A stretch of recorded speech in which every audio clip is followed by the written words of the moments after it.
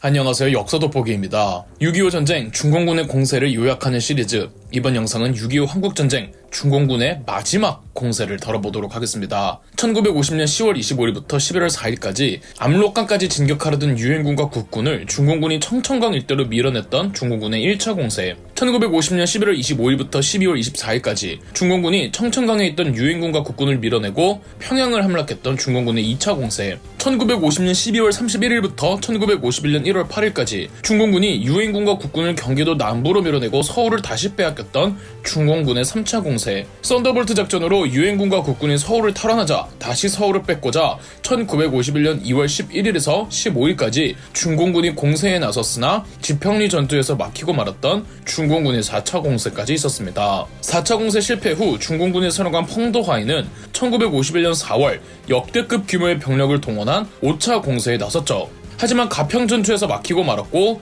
목표로 했던 서울 진입도 실패하자 5월 한 번 더 대대적인 공세를 감행했으나 용문산 전투에서 막히고 유엔군의 전면적인 반격에 된통당하기만 하다가 결정적으로 8.55 전투에서 중공군은 병력 태반을 잃으며 5차 공세는 실패로 끝이 났었습니다. 그래서 5차 공세의 경우 4월 공세와 5월 공세로 나누고 후대에서는 이를 중공군의 5차 공세와 6차 공세로 구분도 하지만은 실제 당시의 중공군은 4월 공세나 5월 공세나 별도의 공세 작전이 아닌 하나의 공세 작전으로 인지하였습니다.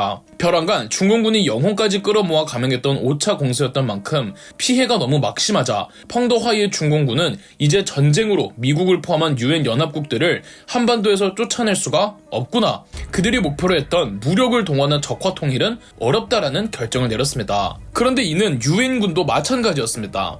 중공군의 5차 공세를 성공적으로 막고 그들을 내쫓으며 기존 38선보다 더 진군하긴 했지만 미국 본국을 포함해 유엔군 사령부의 경우도 계속 전쟁을 이어간다고 해서 중공군을 한반도 땅에서 모두 몰아내고 한국을 분단국가가 아닌 완전한 통일국가로 만들 수 없다는 현실적인 결론을 내리게 됩니다. 2차 세계대전도 끝낸 지 얼마 안 됐는데 한국 전쟁도 그 누구도 예상치 못하게 장기화되고 있었고 한국 전쟁이 미국에게 점점 부담이 커지자 미국, 중국, 소련 모두 이제 전쟁을 끝내야겠다고 판단, 본격적으로 휴전협정에 들어서게 됩니다.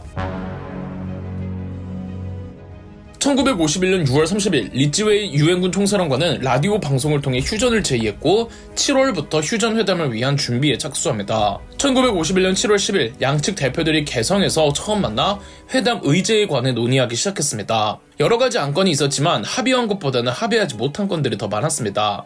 합의된 의제 중에 하나는 휴전선을 기존의 38선이 아니라 현재의 군사분계선으로 삼으며 단 군사분계선은 휴전협정이 최종적으로 마무리될 때까지 전세에 따라 바뀔 수 있다는 것이었죠.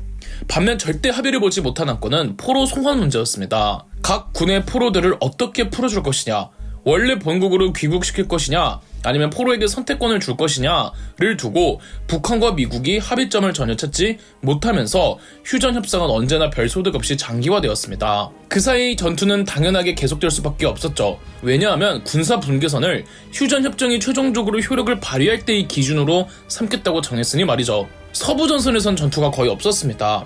우선 남한과 북한의 양수도가 서쪽이고 또 휴전협상이 진행되는 판문점도 서쪽이니 큰 전투가 벌어질 수는 없었죠. 따라서 휴전협상이 이루어지는 동안 전선은 중부전선과 동부전선, 강원도의 산악지대로 집중될 수밖에 없었습니다. 산악지대에서는 평야지대를 점령하는 게 아무 의미가 없습니다. 오히려 상대방을 적절히 감지할 수 있는 고지대를 점령하고 있어야 하죠.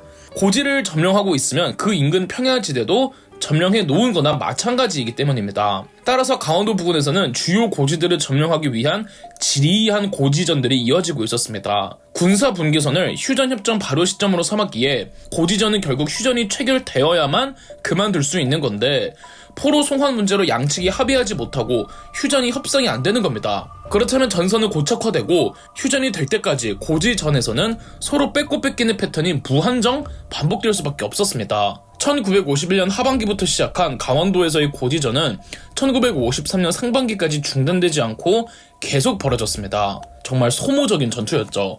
하지만 1953년 상반기부터 휴전협상이 일사천리로 진행됩니다. 훗날 밝혀진 것이지만 사실 소련의 스탈린이 미국의 시선을 유럽이 아닌 아시아로 계속 잡고 있고자 한국전쟁에서의 휴전을 의도적으로 질질 끌고 있었습니다.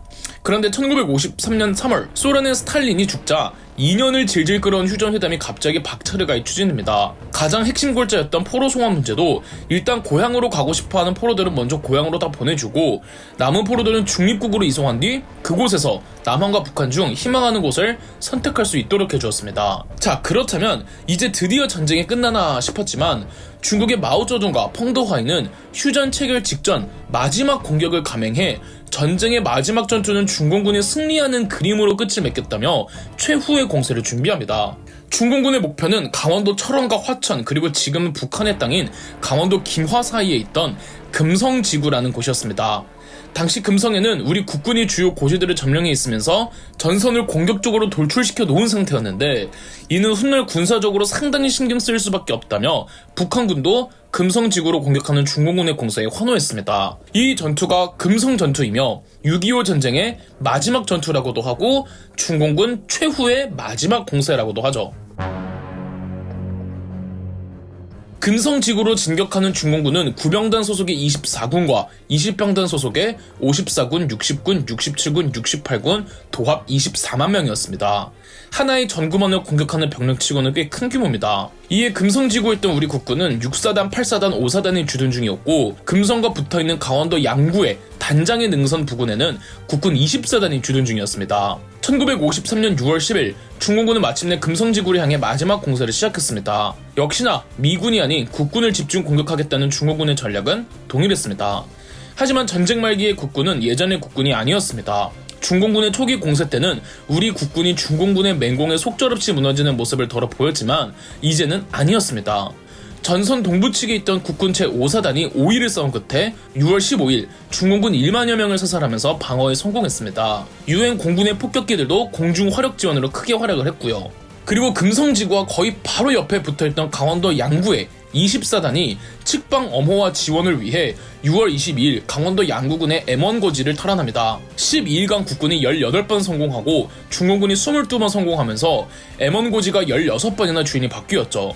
얼마나 처절한 전투였는지 감이 오시나요? 강원도 양구에서 20사단이 M1 고지를 사수한 덕에 우회 후 축구방 포위 선멸이라는 중공군의 전형적인 전략도 진행하기 어려웠죠. 단 중공군이 오른쪽으로 우회를 하지 못할 뿐이지 왼쪽으로는 우회할 수가 있었습니다. 금성지구의 왼쪽은 철원이었는데 7월 6일부터 11일까지 중공군이 철원의 화살머리 고지를 빼앗으러 다시 공격해왔는데요. 당시 화살머리 고지에는 국군 2사단이 있었습니다. 중공군이 주특기가 야습이잖아요. 그런데 김응수 사단장이 중공군의 주특기인 야습을 역이용해서 우리가 먼저 야습을 감행해 빼앗겼던 전초기지들을 다시 탈환해내며 방어에 또 승리합니다. 어느 쪽이든 우회가 불가능해지자 1953년 7월 13일 중공군은 금성을 향해 대대적인 진격을 감행합니다. 전형적인 인해 전술로 금성에서 국군을 몰아내 화천 저수지 즉 화천호까지 내려가는 것이 목표였죠. 금성의 고지들 곳곳에서 동시다발적으로 전투가 벌어졌고 그렇게 치열하게 싸웠지만 주요 고지들을 다 빼앗기고 우리 국군은 금성천 평야지대까지 철수하려고 했는데 중공군의 맹공으로 국군은 더 남쪽까지 철수해 철원의 접근산과 화천의 백암산까지 밀립니다. 여기서 더 밀리면 진짜 화천 저수지까지 뚫리는 것이었어요. 하지만 철수했던 국군 중 5사단, 8사단, 11사단이 대반격이 나섰습니다. 그렇게 7월 19일이 되면 금성천 평야지대까지 진격합니다.